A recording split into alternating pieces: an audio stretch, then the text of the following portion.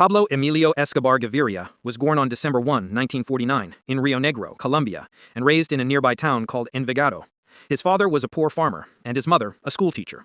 From a young age, Pablo had an unusual ambition. He wanted to be rich, no matter the cost.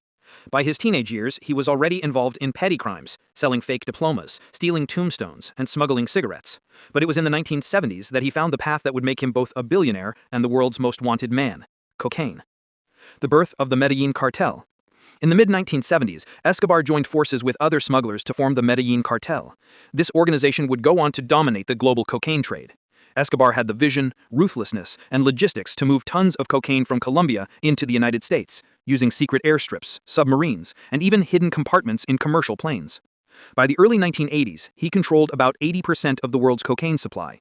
His weekly income was estimated at over $400 million.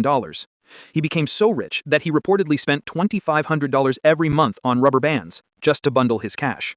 At his peak, Escobar's net worth was around $30 billion, making him one of the richest men in the world. Robin Hood of Medellin.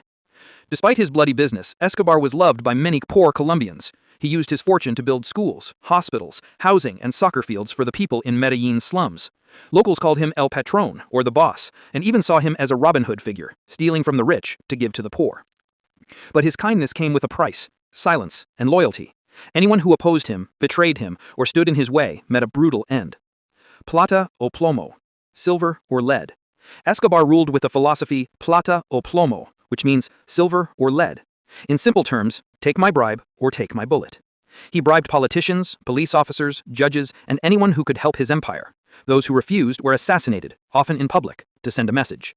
He ordered bombings, kidnappings, and massacres that killed thousands. His cartel was responsible for the deaths of countless civilians, law enforcement agents, and government officials. One of his worst crimes was the 1989 bombing of Avianca Flight 203, killing 110 people, including innocent passengers, all in an attempt to assassinate a presidential candidate. The billionaire congressman. In 1982, Escobar tried to clean his image. He was elected as an alternate member of Colombia's Congress, but his past quickly caught up with him when a journalist exposed his criminal history. Furious, Escobar ordered the journalist's assassination, and from that moment his war with the Colombian state truly began. The government turned against him, and he became the target of both Colombian and U.S. authorities. The prison he built for himself. Under heavy pressure, Escobar agreed to surrender in 1991 on the condition that he wouldn't be extradited to the U.S.